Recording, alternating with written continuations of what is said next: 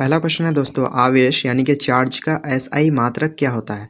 तो काफ़ी important question है, आवेश चार्ज का एसआई मात्रक क्या होता है। तो इसका जो एसआई मात्रक होता है वो होता है एम्पियर सेकेंड।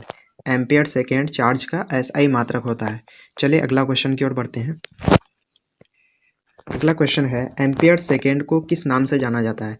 जैसा कि हम लोगों ने अभी देखा, जो एम्पियर सेकेंड ये चार्ज का एसआई यूनिट है और इसी को कूलम के नाम से जाना जाता है। तो इस तरह से चार्ज का एसआई यूनिट कूलम हो जाएगा, यानी कि एम्पियर सेकेंड भी चार्ज का एसआई यूनिट होता है और एम्पियर सेकेंड को ही कूलम, एक जो वैज्ञानिक थे उसी के नाम पर कूलम उसको नाम रखा गया है, यानी कि एम्पियर सेकेंड को। चलिए नेक्स्ट क्वेश्चन की ओर बढ़ते हैं।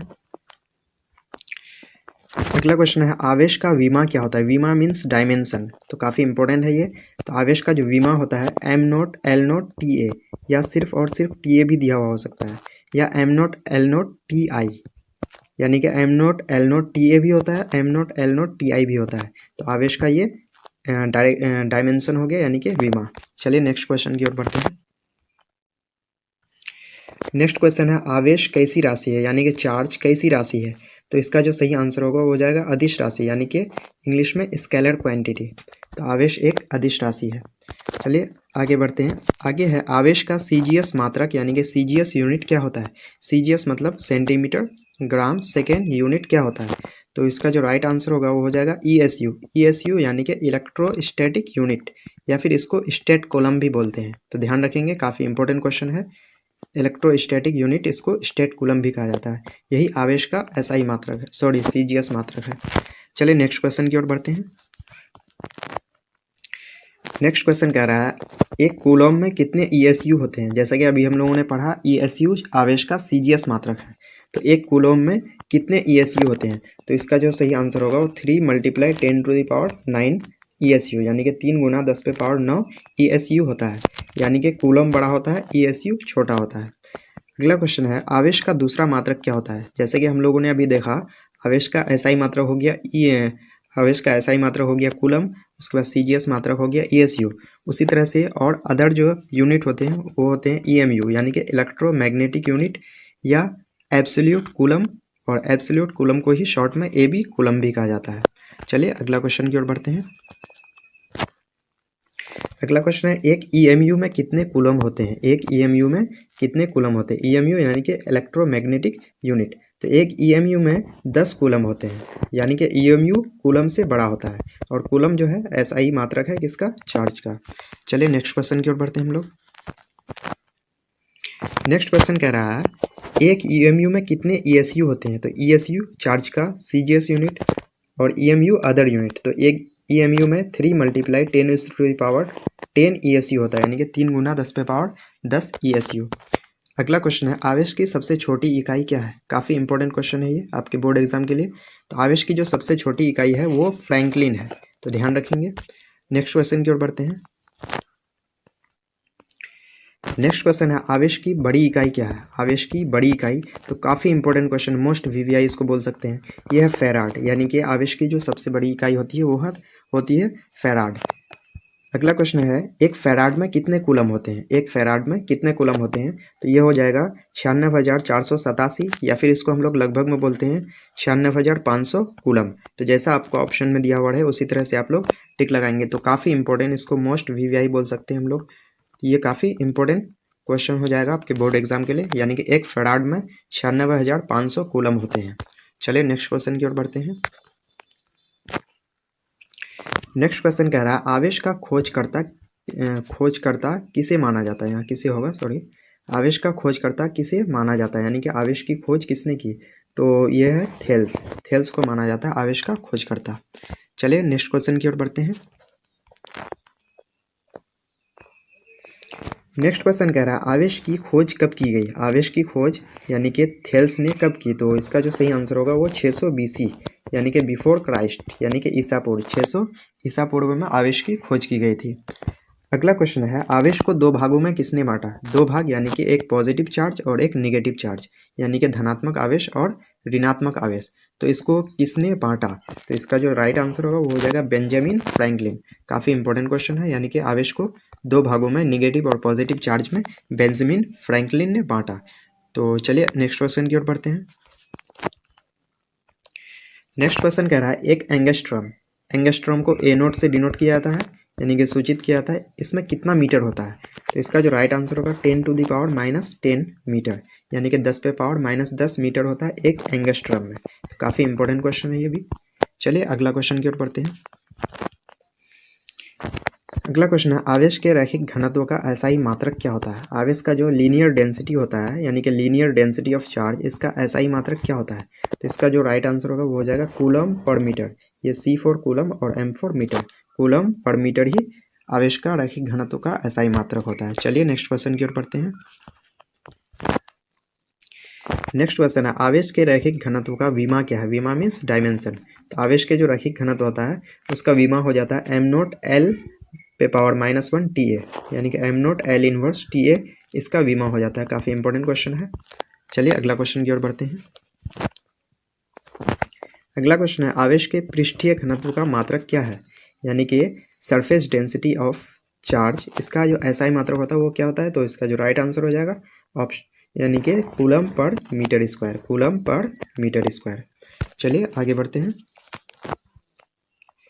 अगला क्वेश्चन है आवेश के पृष्ठीय घनत्व का विमा क्या है? यानी कि डायमेंशन क्या है आवेश के पृष्ठीय घनत्व का, यानी कि सरफेस डेंसिटी ऑफ चार्ज का डायमेंशन क्या है? तो इसका जो सही आंसर हो जाएगा वो हो जाएगा m0 L inverse two TA, यानी कि m0 L पे पावर -2 TA ये आवेश के पृष्ठीय घनत्व का विमा यानी कि डायमेंशन हो जाएगा। पहला नंबर क्वेश्चन कह रहा है आवेश के आयतनिक घनत्व का एसआई मात्रक क्या है?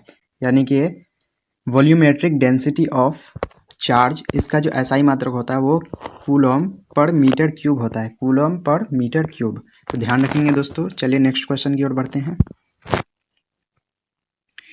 नेक्स्ट क्वेश्चन कह रहा है आवेश के आयतनिक घनत्व की विमा क्या है? विमा मीन्स डायमेंशन, यानी कि वॉल्यूमेट्रिक डेंसिटी ऑफ चार्ज, इसका जो डायमेंशन होता है वो होता है m0 L -3 TA, यानी कि m0 L इनवर्स 3 TA होता है आवेश के आयतनिक घनत्व का विमा। चलिए नेक्स्ट क्वेश्चन की ओर बढ़ते हैं।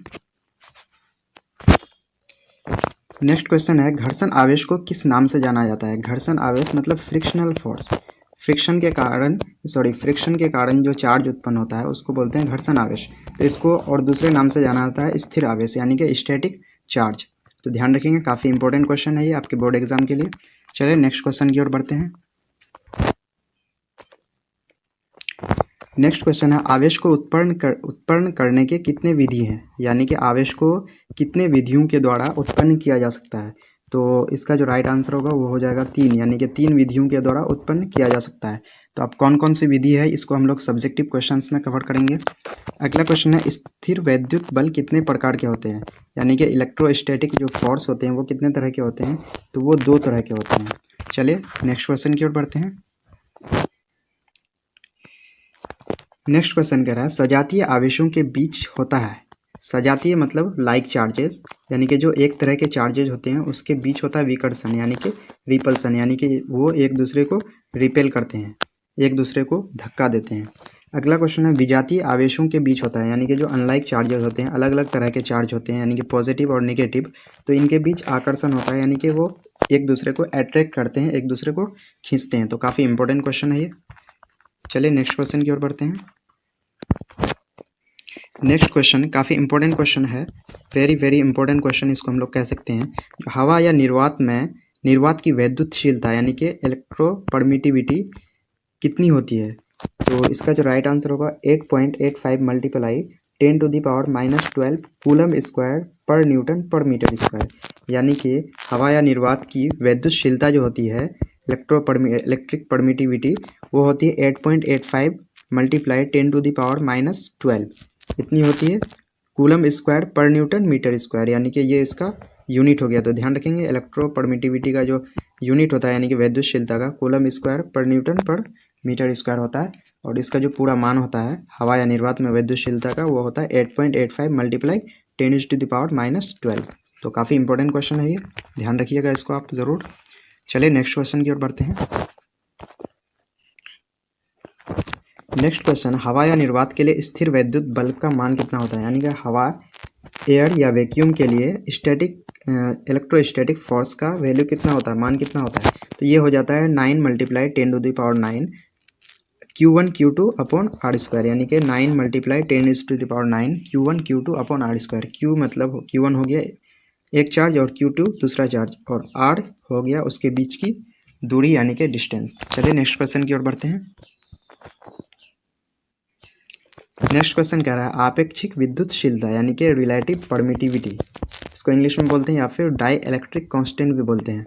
इसका एसआई मात्रक क्या होता है? तो काफ़ी इंपॉर्टेंट क्वेश्चन है। तो आपेक्षिक विद्युतशीलता का जो एसआई मात्रक होता है वो उसका कोई भी मात्रक नहीं होता है, यानी कि नो यूनिट, कोई मात्रक नहीं होता है। चलिए नेक्स्ट क्वेश्चन की ओर बढ़ते हैं।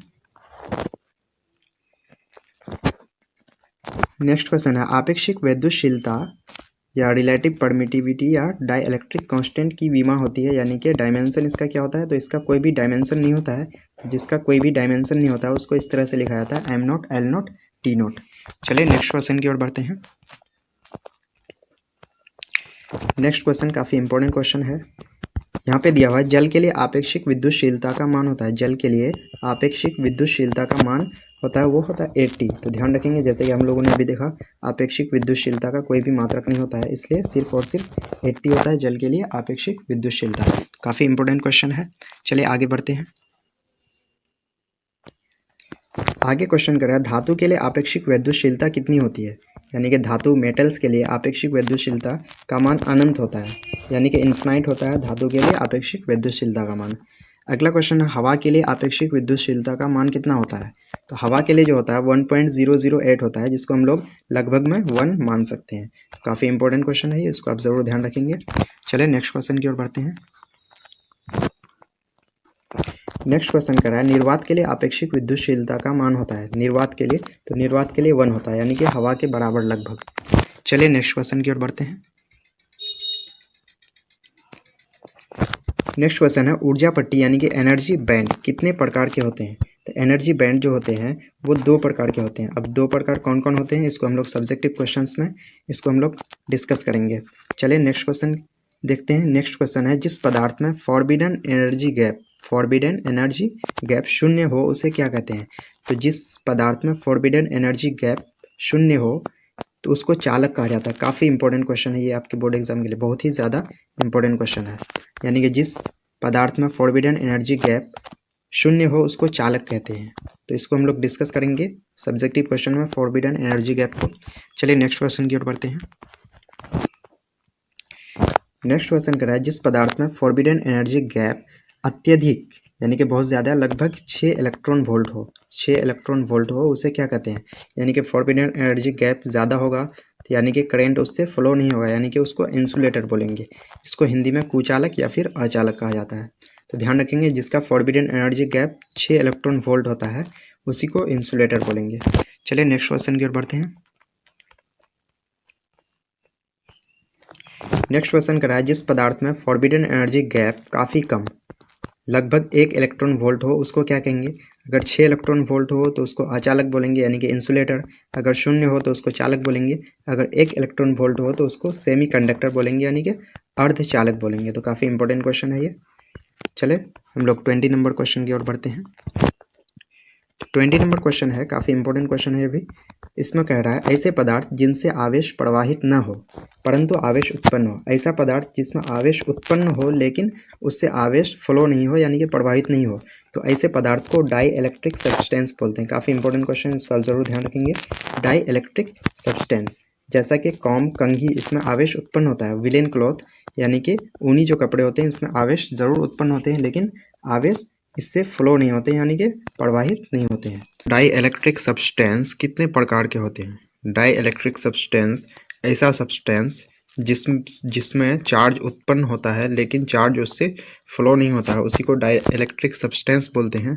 वो कितने प्रकार के होते हैं? तो इसका जो राइट आंसर होगा वो हो जाएगा 2, यानी कि 2 तरह के होते हैं। वो हम लोग सब्जेक्टिव क्वेश्चन में इस पर डिस्कस करेंगे जो कौन कौन होते हैं। चलिए नेक्स्ट क्वेश्चन की ओर बढ़ते हैं। अगला क्वेश्चन कह रहा है कुल आवेश हमेशा डैश रहता है। तो कुल आवेश हमेशा क्या रहता है? कंजर्व रहता है यानी कि संरक्षित रहता है। यही ऊर्जा संरक्षण का सिद्धांत है, यानी कि कुल आवेश हमेशा क्या रहता है? संरक्षित रहता है। अगला क्वेश्चन है विशिष्ट आवेश का एसआई मात्रक बताएं। विशिष्ट आवेश यानी कि स्पेसिफिक चार्ज, इसका जो एसआई मात्रक होता है वो होता है कूलम पर केजी। काफ़ी इंपॉर्टेंट क्वेश्चन है, इसका जो एसआई मात्रक हो जाता है वो होता है कूलम पर केजी। चलिए नेक्स्ट क्वेश्चन की ओर बढ़ते हैं। नेक्स्ट क्वेश्चन कह रहा है विशिष्ट आवेश की विमा बताएं। जैसा कि अभी यहाँ ऊपर एसआई मात्रक पूछा गया था, यहाँ पे विमा तो M inverse L naught T A. तो काफ़ी इंपॉर्टेंट क्वेश्चन है ये, M inverse L naught T A. तो आप ध्यान रखेंगे ज़रूर। विशिष्ट आवेश यानी कि स्पेसिफिक चार्ज का जो डायमेंशन होता है वो M inverse L naught T A होता है। चलिए अगला क्वेश्चन की ओर बढ़ते हैं। अगला क्वेश्चन ना आपके स्क्रीन पे है, इलेक्ट्रॉन का द्रव्यमान कितना होता है, यानी कि मास ऑफ इलेक्ट्रॉन कितना होता है। तो 9.1 मल्टीप्लाई 10⁻³ kg, यानी कि 9.1 गुना 10⁻31 kg होता है इलेक्ट्रॉन का द्रव्यमान यानी कि मास। अगला क्वेश्चन है, इलेक्ट्रॉन पर आवेश कितना होता है, यानी कि चार्ज ऑन इलेक्ट्रॉन, इलेक्ट्रॉन पर चार्ज कितना होता है। तो -1.6 मल्टीप्लाई 10⁻⁻19, यानी कि -1.6 गुना 10⁻⁻19 कूलम होता है इलेक्ट्रॉन पर आवेश। तो ध्यान रखेंगे आप। नेक्स्ट क्वेश्चन की ओर बढ़ते हैं। नेक्स्ट क्वेश्चन क्या है, प्रोटॉन का द्रव्यमान कितना होता है। प्रोटॉन का द्रव्यमान तो होता है 1.66 मल्टीप्लाई 10⁻⁻27 kg, यानी कि 1.66 गुना 10⁻⁻27 kg होता है प्रोटॉन का द्रव्यमान यानी कि मास ऑफ प्रोटॉन। तो ध्यान रखेंगे, काफ़ी इंपॉर्टेंट क्वेश्चन है। अगला क्वेश्चन है, प्रोटॉन पर आवेश का मान बताएं। यानी कि इलेक्ट्रॉन पर तो हम लोगों ने देख लिया, तो इलेक्ट्रॉन और प्रोटॉन में सिर्फ फ़र्क कितना है, जो प्रोटॉन में जो है यहाँ प्लस होता है और इलेक्ट्रॉन में माइनस हो जाता है, बाकी सेम रहता है। यानी कि प्रोटॉन में हो जाएगा +1.6 मल्टीप्लाई 10⁻⁻19 कूलम। चलिए नेक्स्ट क्वेश्चन की ओर बढ़ते हैं। नेक्स्ट क्वेश्चन कह रहा है, न्यूट्रॉन का द्रव्यमान कितना होता है। काफ़ी इंपॉर्टेंट क्वेश्चन है। न्यूट्रॉन का द्रव्यमान होता है सबसे अधिक, इलेक्ट्रॉन प्रोटॉन और न्यूट्रॉन में सबसे ज़्यादा जो होता है न्यूट्रॉन का ही द्रव्यमान होता है, वो हो जाता है 1.67 मल्टीप्लाई 10⁻⁻27 kg, जबकि जो प्रोटॉन था उसका था 1.66 मल्टीप्लाई 10⁻⁻27 kg। तो काफ़ी इंपॉर्टेंट क्वेश्चन है ये। चलिए नेक्स्ट क्वेश्चन की ओर बढ़ते हैं हम लोग। नेक्स्ट क्वेश्चन है, न्यूट्रॉन पर आवेश कितना होता है। न्यूट्रॉन पर आवेश यानी कि चार्ज ऑन न्यूट्रॉन कितना होता है। तो ये होता है 0, यानी कि न्यूट्रॉन क्या होता है, न्यूट्रल होता है। नाम ही से पता चलता है न्यूट्रॉन और न्यूट्रल यानी कि उदासीन होता है ये। नेक्स्ट क्वेश्चन है, सबसे अधिक द्रव्यमान किसका होता है। तो जैसा कि हम लोगों ने अभी डिस्कस किया, जो सबसे अधिक द्रव्यमान जो होता है इलेक्ट्रॉन प्रोटॉन और न्यूट्रॉन में न्यूट्रॉन का होता है। तो काफ़ी इंपॉर्टेंट क्वेश्चन है ये, आप ज़रूर इसको ध्यान रखेंगे। चलिए नेक्स्ट क्वेश्चन की ओर बढ़ते हैं। नेक्स्ट क्वेश्चन कहता है, इलेक्ट्रॉन को किसने खोजा। इलेक्ट्रॉन को किसने खोजा, यानी इलेक्ट्रॉन का जो खोज किया वो जे थॉमसन ने किया। तो आप इसको ध्यान रखेंगे। अगला क्वेश्चन है, प्रोटॉन की खोज किसने की। काफ़ी इंपॉर्टेंट क्वेश्चन है, प्रोटॉन को खोजा किसने। तो इसको खोजा था गोल्डस्टीन ने, लेकिन इसको जो नामकरण किया था, यानी प्रोटॉन जो नाम दिया था वो दिया था रदरफोर्ड, इसलिए प्रोटॉन की खोज जो है वो गोल्डस्टीन ने किया है। काफ़ी इंपॉर्टेंट क्वेश्चन है ये। अगला क्वेश्चन है, प्रोटॉन का नामकरण किसने किया। तो नामकरण जो किया था वो रदरफोर्ड किया था। प्रोटॉन की खोज की थी गोल्डस्टीन ने और उसका जो नामकरण किया था ये रदरफोर्ड किया था। तो काफ़ी इंपॉर्टेंट क्वेश्चन है। चलिए आगे नेक्स्ट क्वेश्चन की ओर बढ़ते हैं। नेक्स्ट क्वेश्चन है, न्यूट्रॉन, ये न्यूट्रॉन है। न्यूट्रॉन की खोज किसने की। तो न्यूट्रॉन की खोज जो है वो जेम्स चैडविक ने किया, जेम्स चैडविक। चलिए नेक्स्ट क्वेश्चन की ओर बढ़ते हैं। नेक्स्ट क्वेश्चन कह रहा है, इलेक्ट्रॉन का विशिष्ट आवेश कितना होता है, यानी कि स्पेसिफिक चार्ज ऑफ इलेक्ट्रॉन। तो स्पेसिफिक चार्ज का एसआई मात्रक होता है कूलम पर केजी। तो चार्ज का जो एसआई विशिष्ट आवेश होता है इलेक्ट्रॉन का वो होता है 1.75 multiply 10⁻11 coulomb per KG.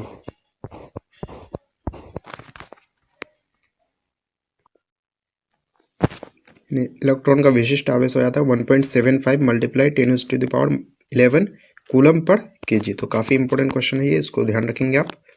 Next question है, प्रोटॉन का विशिष्ट आवेश कितना होता है, यानी प्रोटॉन का विशिष्ट आवेश कितना होता है। प्रोटॉन का हो जाता है 0.96 मल्टीप्लाई 10⁻18 कूलम पर केजी। तो ये सारे क्वेश्चन जो है काफ़ी इंपॉर्टेंट है, इसको आप ज़रूर ध्यान रखेंगे। चलिए नेक्स्ट क्वेश्चन की ओर बढ़ते हैं। नेक्स्ट क्वेश्चन है, न्यूट्रॉन का विशिष्ट आवेश कितना होता है।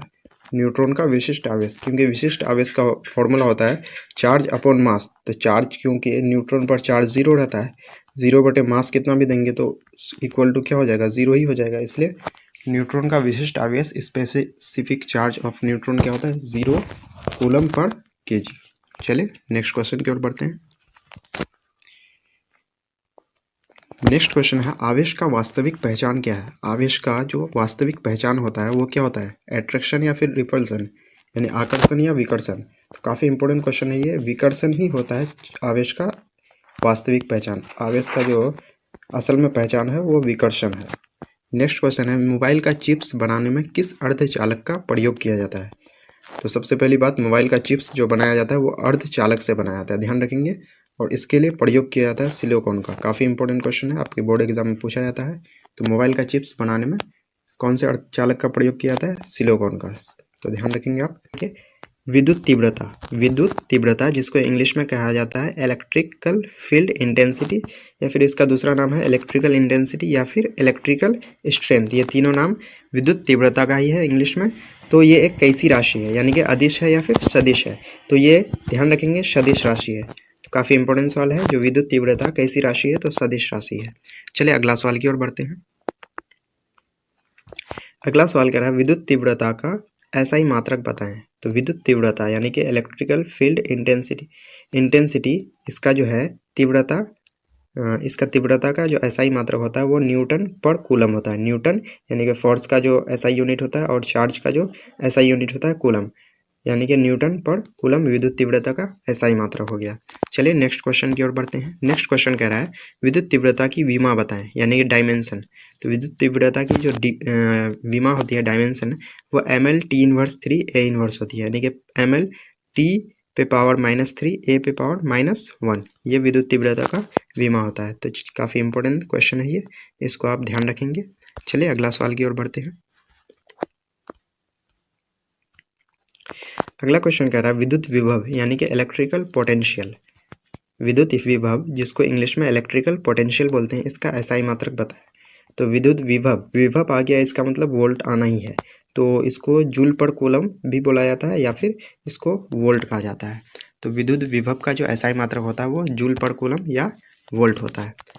चलिए नेक्स्ट क्वेश्चन देख लेते हैं। नेक्स्ट क्वेश्चन कह रहा है, विद्युत विभव यानी कि इलेक्ट्रिकल पोटेंशियल कैसी राशि है। तो ये एक अदिश राशि है, ध्यान रखेंगे। विद्युत विभव कैसी राशि है, तो अदिश राशि है। चलिए नेक्स्ट क्वेश्चन की ओर बढ़ते हैं। नेक्स्ट क्वेश्चन कह रहा है, विद्युत विभव की विमा बताएं। विद्युत विभव की विमा, विमा मीन्स डायमेंशन।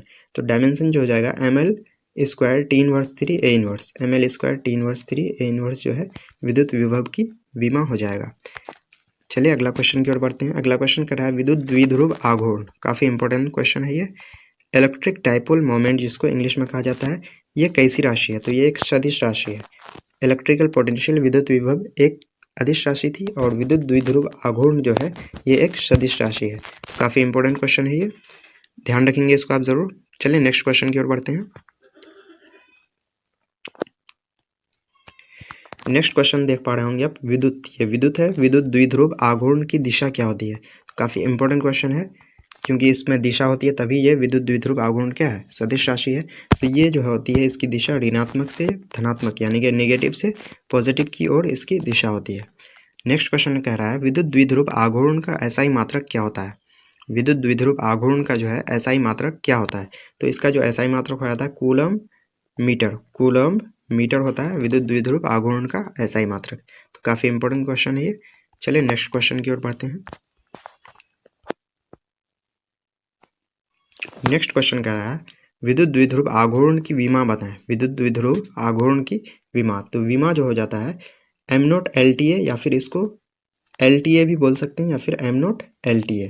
तो काफ़ी इंपॉर्टेंट क्वेश्चन है ये भी, इसको आप ज़रूर ध्यान रखेंगे। चलिए अगला क्वेश्चन की ओर बढ़ते हैं।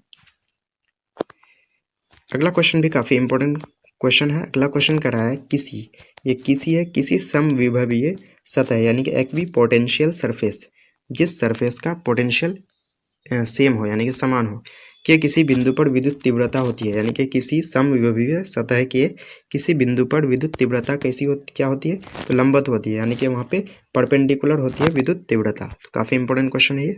चलिए नेक्स्ट क्वेश्चन की ओर बढ़ते हैं। नेक्स्ट क्वेश्चन कह रहा है विद्युत बल रेखाएं यानी कि इलेक्ट्रिक फील्ड लाइंस कैसी विद्युत क्षेत्र को दर्शाता है। तो ये वास्तविक विद्युत क्षेत्र को दर्शाता है, जबकि विद्युत बल रेखाएं एक काल्पनिक रेखाएं होती है, लेकिन ये वास्तविक विद्युत क्षेत्र को दर्शाती है। काफ़ी इंपॉर्टेंट क्वेश्चन है ये। नेक्स्ट क्वेश्चन है विद्युत बल रेखाएं सतह पर हमेशा होती है। विद्युत बल रेखाएं सतह पर जो है हमेशा लंबवत होती है यानी कि परपेंडिकुलर होती है। चलिए नेक्स्ट क्वेश्चन की ओर बढ़ लेते हैं। नेक्स्ट क्वेश्चन कह रहा है दो विद्युत बल रेखाएं कभी भी एक दूसरे को काटती है। दो विद्युत बल रेखाएं कभी भी एक दूसरे को नहीं काटती है, ध्यान रखेंगे। दो विद्युत बल रेखा जो है कभी भी एक दूसरे को नहीं काटेगी। चलिए नेक्स्ट क्वेश्चन की ओर बढ़ लेते हैं। नेक्स्ट क्वेश्चन कह रहा है स्थिर विद्युत बल और गुरुत्वाकर्षण बल यानी कि इलेक्ट्रोस्टैटिक फोर्स और ग्रेविटेशनल फोर्स में कौन अधिक स्ट्रॉन्ग है, यानी कौन ज़्यादा मजबूत है। तो स्थिर विद्युत बल जो है ये ज़्यादा मजबूत होता है गुरुत्वाकर्षण बल की तुलना में। स्थिर विद्युत बल जो है वो ज़्यादा मजबूत होता है, स्ट्रॉन्ग होता है। तो दोस्तों यहाँ पे हम लोगों ने जो VVI ऑब्जेक्टिव्स का सीरीज़ था उसको हम लोगों ने यहाँ पे उसका सीरीज 4 को कवर कर चुके हैं। तो अगर आपको वीडियो अच्छा लगे तो वीडियो को लाइक कर दीजिएगा और फिजिक्स की पूरी तैयारी के लिए बोर्ड टेस्ट चैनल को ज़रूर सब्सक्राइब कर दीजिएगा। चलिए मिलते हैं नेक्स्ट वीडियो में। जय हिंद, जय भारत। नेक्स्ट क्वेश्चन है आवेश कैसी राशि है, यानी कि चार्ज कैसी राशि है। तो इसका जो सही आंसर होगा वो हो जाएगा अदिश राशि, यानी कि इंग्लिश में स्केलर क्वांटिटी। तो आवेश एक अदिश राशि है। चलिए आगे बढ़ते हैं। आगे है आवेश का CGS मात्रक यानी कि CGS यूनिट क्या होता है। CGS मतलब सेंटीमीटर ग्राम सेकेंड, यूनिट क्या होता है। तो इसका जो राइट आंसर होगा वो हो जाएगा ESU। ESU यानी कि इलेक्ट्रोस्टैटिक यूनिट, या फिर इसको स्टेट कॉलम भी बोलते हैं। तो ध्यान रखेंगे, काफ़ी इंपॉर्टेंट क्वेश्चन है। इलेक्ट्रोस्टैटिक यूनिट, इसको स्टेट कूलम भी कहा जाता है। यही आवेश का SI मात्रक है, सॉरी CGS मात्रक है। चलिए नेक्स्ट क्वेश्चन की ओर बढ़ते हैं। नेक्स्ट क्वेश्चन कह रहा है एक कूलम में कितने ESU होते हैं। जैसा कि अभी हम लोगों ने पढ़ा ESU आवेश का CGS मात्रक है। तो एक कूलम में कितने ESU होते हैं। तो इसका जो सही आंसर होगा वो 3 × 10⁹ ESU, यानी कि 3 × 10⁹ ESU होता है। यानी कि कूलम बड़ा होता है, ESU छोटा होता है। अगला क्वेश्चन है आवेश का दूसरा मात्रक क्या होता है। जैसे कि हम लोगों ने अभी देखा आवेश का SI मात्रक हो गया आवेश का SI मात्रक हो गया कूलम, उसके बाद CGS मात्रक हो गया ESU। उसी तरह से और अदर जो यूनिट होते हैं वो होते हैं EMU, यानी कि इलेक्ट्रोमैग्नेटिक यूनिट या एब्सोल्यूट कूलम, और एब्सोल्यूट कूलम को ही शॉर्ट में AB कूलम भी कहा जाता है। चलिए अगला क्वेश्चन की ओर बढ़ते हैं। अगला क्वेश्चन है एक EMU में कितने कूलम होते हैं। एक EMU में कितने कूलम होते हैं। EMU यानी कि इलेक्ट्रोमैग्नेटिक यूनिट। तो एक EMU में 10 कूलम होते हैं, यानी कि EMU कूलम से बड़ा होता है, और कूलम जो है SI मात्रक है किसका, चार्ज का। चलिए नेक्स्ट क्वेश्चन की ओर बढ़ते हैं हम लोग। नेक्स्ट क्वेश्चन कह रहा है एक EMU में कितने ESU होते हैं। तो ESU चार्ज का CGS यूनिट और EMU अदर यूनिट। तो एक EMU में 3 × 10⁻10 ESU होता है, यानी कि 3 × 10⁻10 ESU। अगला क्वेश्चन है आवेश की सबसे छोटी इकाई क्या है। काफ़ी इंपॉर्टेंट क्वेश्चन है ये आपके बोर्ड एग्जाम के लिए। तो आवेश की जो सबसे छोटी इकाई है वो फ्रैंकलिन है, तो ध्यान रखेंगे। नेक्स्ट क्वेश्चन की ओर बढ़ते हैं। नेक्स्ट क्वेश्चन है आवेश की बड़ी इकाई क्या है। आवेश की बड़ी इकाई, तो काफ़ी इंपॉर्टेंट क्वेश्चन, मोस्ट VVI इसको बोल सकते हैं। यह है फैराड, यानी कि आवेश की जो सबसे बड़ी इकाई होती है वो होती है फैराड। अगला क्वेश्चन है एक फैराड में कितने कूलम होते हैं। एक फैराड में कितने कूलम होते हैं। तो ये हो जाएगा 96,487, या फिर इसको हम लोग लगभग में बोलते हैं 96,500 कूलम। तो जैसा आपको ऑप्शन में दिया हुआ है उसी तरह से आप लोग टिक लगाएंगे। तो काफ़ी इंपॉर्टेंट, इसको मोस्ट VVI बोल सकते हैं हम लोग। ये काफ़ी इंपॉर्टेंट क्वेश्चन हो जाएगा आपके बोर्ड एग्जाम के लिए, यानी कि एक फैराड में 96,500 कूलम होते हैं। चलिए नेक्स्ट क्वेश्चन की ओर बढ़ते हैं। नेक्स्ट क्वेश्चन कह रहा है आवेश का खोजकर्ता किसे माना जाता है। यहाँ किसे होगा, सॉरी, आवेश का खोजकर्ता किसे माना जाता है, यानी कि आवेश की खोज किसने की। तो ये है थेल्स को माना जाता है आवेश का खोजकर्ता। चलिए नेक्स्ट क्वेश्चन की ओर बढ़ते हैं। नेक्स्ट क्वेश्चन कह रहा है आवेश की खोज कब की गई। आवेश की खोज यानी कि थेल्स ने कब की। तो इसका जो सही आंसर होगा वो 600 BC, यानी कि बिफोर क्राइस्ट, यानी कि ईसा पूर्व 600 ईसा पूर्व में आवेश की खोज की गई थी। अगला क्वेश्चन है आवेश को 2 भागों में किसने बांटा। 2 भाग, यानी कि एक पॉजिटिव चार्ज और एक निगेटिव चार्ज, यानी कि धनात्मक आवेश और ऋणात्मक आवेश। तो इसको किसने बांटा? तो इसका जो राइट आंसर होगा वो हो जाएगा बेंजामिन फ्रैंकलिन। काफ़ी इंपॉर्टेंट क्वेश्चन है, यानी कि आवेश को दो भागों में, निगेटिव और पॉजिटिव चार्ज में, बेंजामिन फ्रैंकलिन ने बांटा। तो चलिए नेक्स्ट क्वेश्चन की ओर बढ़ते हैं। नेक्स्ट क्वेश्चन कह रहा है एक एंगस्ट्रॉम को ए नोट से डिनोट किया जाता है, यानी कि सूचित किया जाता है। इसमें कितना मीटर होता है? तो इसका जो राइट आंसर होगा 10⁻⁻10 मीटर, यानी कि 10⁻⁻10 मीटर होता है एक एंगस्ट्रॉम में। तो काफ़ी इंपॉर्टेंट क्वेश्चन है ये भी। चलिए अगला क्वेश्चन की ओर बढ़ते हैं। अगला क्वेश्चन है आवेश के रैखिक घनत्व का एसआई मात्रक क्या होता है? आवेश का जो लीनियर डेंसिटी होता है, यानी कि लीनियर डेंसिटी ऑफ चार्ज, इसका एसआई मात्रक क्या होता है? तो इसका जो राइट आंसर होगा वो हो जाएगा कूलम पर मीटर। ये C फॉर कूलम और M फॉर मीटर। कूलम पर मीटर ही आवेश का रैखिक घनत्व का एसआई मात्रक होता है। चलिए नेक्स्ट क्वेश्चन की ओर बढ़ते हैं। नेक्स्ट क्वेश्चन है आवेश के रैखिक घनत्व का विमा क्या है? विमा मीन्स डायमेंशन। तो आवेश के जो रैखिक घनत्व होता है उसका विमा हो जाता है m0 L पे पावर -1 TA, यानी कि m0 L इनवर्स TA इसका विमा हो जाता है। काफ़ी इंपॉर्टेंट क्वेश्चन है। चलिए अगला क्वेश्चन की ओर बढ़ते हैं। अगला क्वेश्चन है आवेश के पृष्ठीय घनत्व का मात्रक क्या है? यानी कि सरफेस डेंसिटी ऑफ चार्ज, इसका जो एसआई मात्रक होता है वो क्या होता है? तो इसका जो राइट आंसर हो जाएगा ऑप्शन, यानी कि कूलम पर मीटर स्क्वायर। कूलम पर मीटर स्क्वायर। चलिए आगे बढ़ते हैं। अगला क्वेश्चन है आवेश के पृष्ठीय घनत्व का विमा क्या है? यानी कि डायमेंशन क्या है आवेश के पृष्ठीय घनत्व का, यानी कि सरफेस डेंसिटी ऑफ चार्ज का डायमेंशन क्या है? तो इसका जो सही आंसर हो जाएगा वो हो जाएगा m0 L inverse two TA, यानी कि m0 L पे पावर -2 TA ये आवेश के पृष्ठीय घनत्व का विमा, यानी कि डायमेंशन हो जाएगा। विद्युत फ्लक्स किस प्रकार की राशि है? विद्युत फ्लक्स किस प्रकार की राशि है? इंग्लिश में इसको कहा जाएगा which type of quantity is electric flux. Which type of quantity is electric flux. तो इसका जो आंसर हो जाएगा वो हो जाएगा अदिश राशि, जिसको इंग्लिश में बोलेंगे स्केलर क्वांटिटी। यानी कि विद्युत फ्लक्स एक क्या है? अदिश राशि है, यानी स्केलर क्वांटिटी है। चलिए नेक्स्ट क्वेश्चन की ओर बढ़ते हैं। नेक्स्ट क्वेश्चन कह रहा है विद्युत फ्लक्स का एसआई मात्रक क्या है? यानी कि what is the SI unit of electric flux. विद्युत फ्लक्स का एसआई मात्रक क्या है? तो विद्युत फ्लक्स का एसआई मात्रक हो जाएगा न्यूटन मीटर स्क्वायर पर कूलम। न्यूटन मीटर स्क्वायर पर कूलम, या फिर इसको वोल्ट मीटर भी बोलते हैं। ध्यान रखेंगे, काफ़ी इंपॉर्टेंट क्वेश्चन है ये। न्यूटन मीटर स्क्वायर पर कूलम, या फिर इसको वोल्ट मीटर भी कहा जाता है। किसका एसआई मात्रक है? विद्युत फ्लक्स का। तो काफ़ी इंपॉर्टेंट क्वेश्चन है, ध्यान रखेंगे इसको। चलिए नेक्स्ट क्वेश्चन की ओर बढ़ते हैं।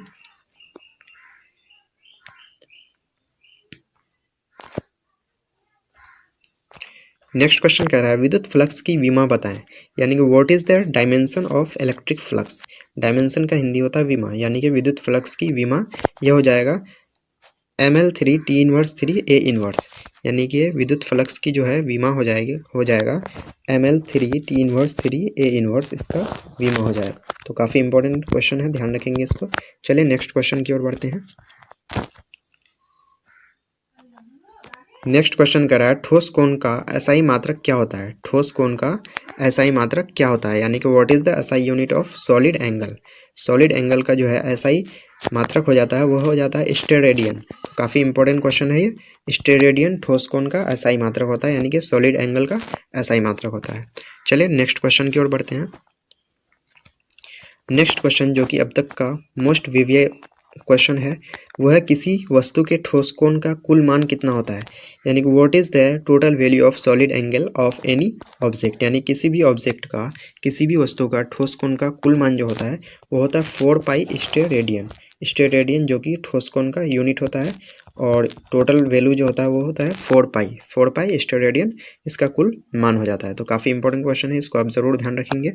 चलिए नेक्स्ट क्वेश्चन की ओर बढ़ते हैं। नेक्स्ट क्वेश्चन कह रहा है ठोस कोण का विमा क्या होता है? यानी कि what is the dimension of solid angle. Solid angle का कोई भी डायमेंशन नहीं होता है, यानी कि नो डायमेंशन।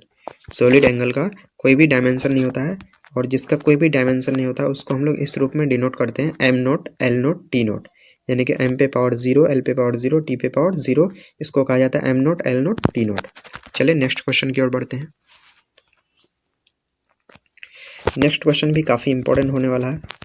नेक्स्ट क्वेश्चन करा है किसी आवेशित गोले के अंदर प्रत्येक बिंदु पर विद्युत तीव्रता का मान कितना होता है? यानी what is the value of electrical intensity in every point of a charged sphere, यानी चार्ज्ड स्फीयर यानी कि आवेशित गोले के अंदर प्रत्येक बिंदु पर विद्युत तीव्रता का इलेक्ट्रिकल इंटेंसिटी का मान शून्य होता है यानी कि 0 होता है। तो काफ़ी इंपॉर्टेंट क्वेश्चन है ये। जो विद्युत आवेशित गोले के प्रत्येक बिंदु पर विद्युत तीव्रता का जो मान होता है वो होता है 0। चलिए नेक्स्ट क्वेश्चन की ओर बढ़ते हैं। नेक्स्ट क्वेश्चन भी काफ़ी इंपॉर्टेंट क्वेश्चन है। नेक्स्ट क्वेश्चन कह रहा है केबल तार किस पर आधारित होता है, in which principle the cable wire based on, cable wire किस प्रिंसिपल पर आधारित होता है, तो ये होता है स्थिर विद्युत परिरक्षण पर, जिसको इंग्लिश में बोला जाता है इलेक्ट्रोस्टैटिक शील्डिंग। इलेक्ट्रोस्टैटिक शील्डिंग पर ही आधारित होता है केबल वायर यानी कि केबल तार। चलिए नेक्स्ट क्वेश्चन की ओर पढ़ते हैं। नेक्स्ट क्वेश्चन कर रहा है सदिश क्षेत्रफल का एसआई मात्रक बताएं, यानी कि what is the SI unit of area vector. Area vector यानी कि सदिश क्षेत्रफल का एसआई मात्रक होता है मीटर स्क्वायर। मीटर स्क्वायर हो जाता है एरिया वेक्टर का एसआई मात्रक। चलिए नेक्स्ट क्वेश्चन की ओर बढ़ते हैं। नेक्स्ट क्वेश्चन कर रहा है सदिश क्षेत्रफल का विमा बताएं, यानी कि what is the dimension of area vector. तो एरिया वेक्टर का विमा जो हो जाएगा वो हो जाएगा M naught L square T naught, M naught L square T naught. तो दोस्तों यहाँ पे हम लोगों ने वीवीआई ऑब्जेक्टिव क्वेश्चंस कुछ कवर किए हैं। तो अगर आपको वीडियो अच्छा लगे तो वीडियो को लाइक कर दीजिएगा और फिजिक्स की पूरी तैयारी के लिए बोर्ड टेस्ट चैनल को ज़रूर सब्सक्राइब कर दीजिएगा। चलिए मिलते हैं अगले वीडियो में। जय हिंद जय भारत। नेक्स्ट क्वेश्चन कह रहा है एक कूलॉम में कितने ईएसयू होते हैं। जैसा कि अभी हम लोगों ने पढ़ा ईएसयू आवेश का सीजीएस मात्रक है। तो एक कूलॉम में कितने ईएसयू होते हैं, तो इसका जो सही आंसर होगा वो 3 × 10⁹ ईएसयू यानी कि 3 × 10⁹ ईएसयू होता है। यानी कि कूलॉम बड़ा होता है, ईएसयू छोटा होता है। अगला क्वेश्चन है आवेश का दूसरा मात्रक क्या होता है। जैसे कि हम लोगों ने अभी देखा आवेश का एसआई मात्रक हो गया आवेश का एसआई मात्रक हो गया कूलम, उसके बाद सीजीएस मात्रक हो गया ईएसयू। उसी तरह से और अदर जो यूनिट होते हैं वो होते हैं ईएमयू यानी कि इलेक्ट्रोमैग्नेटिक यूनिट या एब्सोल्यूट कूलम, और एब्सोल्यूट कूलम को ही शॉर्ट में एबी कूलम भी कहा जाता है। चलिए अगला क्वेश्चन की ओर बढ़ते हैं। अगला क्वेश्चन है एक ईएमयू में कितने कूलम होते हैं। एक ईएमयू में कितने कूलम होते हैं। ईएमयू यानी कि इलेक्ट्रोमैग्नेटिक यूनिट। तो एक ईएमयू में 10 कूलम होते हैं, यानी कि ईएमयू कूलम से बड़ा होता है और कूलम जो है एसआई मात्रक है किसका, चार्ज का। चलिए नेक्स्ट क्वेश्चन की ओर बढ़ते हैं हम लोग। नेक्स्ट क्वेश्चन कह रहा है एक ईएमयू में कितने ईएसयू होते हैं। तो ईएसयू चार्ज का सीजीएस यूनिट और ईएमयू अदर यूनिट। तो एक ईएमयू में 3 × 10 ईएसयू होता है, यानी कि 3 × 10⁻10 ईएसयू। अगला क्वेश्चन है आवेश की सबसे छोटी इकाई क्या है। काफ़ी इंपॉर्टेंट क्वेश्चन है ये आपके बोर्ड एग्जाम के लिए। तो आवेश की जो सबसे छोटी इकाई है वो फ्रैंकलिन है, तो ध्यान रखेंगे। नेक्स्ट क्वेश्चन की ओर बढ़ते हैं। नेक्स्ट क्वेश्चन है आवेश की बड़ी इकाई क्या है। आवेश की बड़ी इकाई, तो काफ़ी इंपॉर्टेंट क्वेश्चन, मोस्ट वीवीआई इसको बोल सकते हैं। यह है फैराड, यानी कि आवेश की जो सबसे बड़ी इकाई होती है वो होती है फैराड। अगला क्वेश्चन है एक फैराड में कितने कूलम होते हैं। एक फैराड में कितने कूलम होते हैं, तो ये हो जाएगा 96,487, या फिर इसको हम लोग लगभग में बोलते हैं 96,500 कूलम। तो जैसा आपको ऑप्शन में दिया हुआ है उसी तरह से आप लोग टिक लगाएंगे। तो काफ़ी इंपॉर्टेंट, इसको मोस्ट वीवीआई बोल सकते हैं हम लोग। ये काफ़ी इंपॉर्टेंट क्वेश्चन हो जाएगा आपके बोर्ड एग्जाम के लिए, यानी कि एक फैराड में 96,500 कूलम होते हैं। चलिए नेक्स्ट क्वेश्चन की ओर बढ़ते हैं। नेक्स्ट क्वेश्चन कह रहा है आवेश का खोजकर्ता किसे माना जाता है। यहाँ किसे होगा, आवेश का खोजकर्ता किसे माना जाता है, यानी कि आवेश की खोज किसने की, तो यह है थेल्स को माना जाता है आवेश का खोजकर्ता। चलिए नेक्स्ट क्वेश्चन की ओर बढ़ते हैं। नेक्स्ट क्वेश्चन कह रहा है आवेश की खोज कब की गई। आवेश की खोज यानी कि थेल्स ने कब की, तो इसका जो सही आंसर होगा वो 600 BC यानी कि बिफोर क्राइस्ट, यानी कि ईसा पूर्व 600 ईसा पूर्व में आवेश की खोज की गई थी। अगला क्वेश्चन है आवेश को 2 भागों में किसने बांटा। 2 भाग यानी कि एक पॉजिटिव चार्ज और एक निगेटिव चार्ज, यानी कि धनात्मक आवेश और ऋणात्मक आवेश। तो इसको किसने बांटा, तो इसका जो राइट आंसर होगा वो हो जाएगा बेंजामिन फ्रैंकलिन। काफ़ी इंपॉर्टेंट क्वेश्चन है, यानी कि आवेश को 2 भागों में निगेटिव और पॉजिटिव चार्ज में बेंजामिन फ्रैंकलिन ने बांटा। तो चलिए नेक्स्ट क्वेश्चन की ओर बढ़ते हैं। नेक्स्ट क्वेश्चन कह रहा है एक एंगस्ट्रॉम को ए नोट से डिनोट किया जाता है, यानी कि सूचित किया जाता है इसमें कितना मीटर होता है। तो इसका जो राइट आंसर होगा 10⁻⁻10 मीटर, यानी कि 10⁻⁻10 मीटर होता है एक एंगस्ट्रम में। तो काफ़ी इंपॉर्टेंट क्वेश्चन है ये भी। चलिए अगला क्वेश्चन की ओर बढ़ते हैं। अगला क्वेश्चन है आवेश के रैखिक घनत्व का एसआई मात्रक क्या होता है। आवेश का जो लीनियर डेंसिटी होता है, यानी कि लीनियर डेंसिटी ऑफ चार्ज, इसका एसआई मात्रक क्या होता है। तो इसका जो राइट आंसर होगा वो हो जाएगा कूलम पर मीटर। ये C फॉर कूलम और M फॉर मीटर, कूलम पर मीटर ही आवेश का रैखिक घनत्व का एसआई मात्रक होता है। चलिए नेक्स्ट क्वेश्चन की ओर बढ़ते हैं।